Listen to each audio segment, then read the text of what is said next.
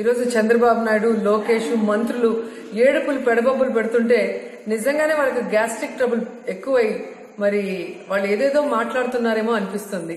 ముఖ్యంగా మా ఉమా వదిన ఆడ మగ తెలీదు, ఆయన ఆడ మగ అని ప్రశ్నించిన కేసీఆర్ కి అడుగులకి మడుగులొత్తి విజయవాడలో మరి ఏ విధంగా ఆయన రిసీవ్ చేసుకుని కనకదుర్గమ్మ టెంపుల్లో ఆయనకి అన్ని రకాలుగా మొక్కు తీర్చుకునేలాగా చేసిన ఉమా ఈరోజు జగన్మోహన్ రెడ్డి గారు కేటీఆర్ తో మాట్లాడటమే తప్పు అంటున్నాడు. మరి అలాంటి వ్యక్తి ఎలా కేసీఆర్ ని ఆహ్వానించి విజయవాడలో దుర్గమ్మ టెంపుల్ దర్శనం చేయించాడో చెప్పాల్సిన అవసరం ఉంది. అలాగే ఈరోజు కేటీఆర్ తో మాట్లాడటమే ఈ ఆంధ్రప్రదేశ్ కి చేస్తున్న కుట్ర, ఇది ఆంధ్ర వ్యతిరేకం అంటున్నారే. మరి సూటిగా చంద్రబాబు నాయుడు గారిని, తెలుగుదేశం పార్టీ నాయకులందరినీ నేను ప్రశ్నిస్తున్నాను.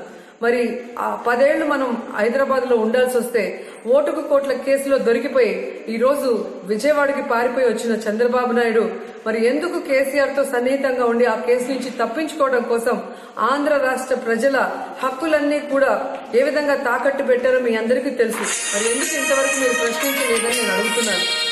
అలాగే మరి కేసీఆర్ తో గాని కేటీఆర్ తో మాట్లాడటమే ఏపీకి చేసే ద్రోహం అయితే మరి ఏ విధంగా అమరావతి రాజధాని శంకుస్థాపనకి కేసీఆర్ ని పిలవటమే కాకుండా ఆ రాయి మీద కేసీఆర్ పేరు కూడా చెక్కించారే, మరి ఆ రోజు మీరంతా గాడిదలు కాస్తున్నారా? ఎందుకు ప్రశ్నించలేదని నేను అడుగుతున్నాను. కేసీఆర్ మెప్పు కోసం ఏ విధంగా చంద్రబాబు నాయుడు తన ఇంట్లో 36 రకాల వంటకాలు చేయించి మరి ఆయనకు దగ్గరుండి తినిపించారే, ఆ రోజు ఒకరు చేయి గడిగితే ఒకరు చేతులు తుడిస్తే ఒకరు మూతి తుడిచారే, అప్పుడేమైంది మీ బుద్ధి అని నేను అడుగుతున్నాను. అలాగే అసలు కేసీఆర్ తో పొత్తు పెట్టుకోవడమే తప్పంటున్న మీరు 2009లో ఎలా పొత్తు పెట్టుకున్నారని నేను అడుగుతున్నాను.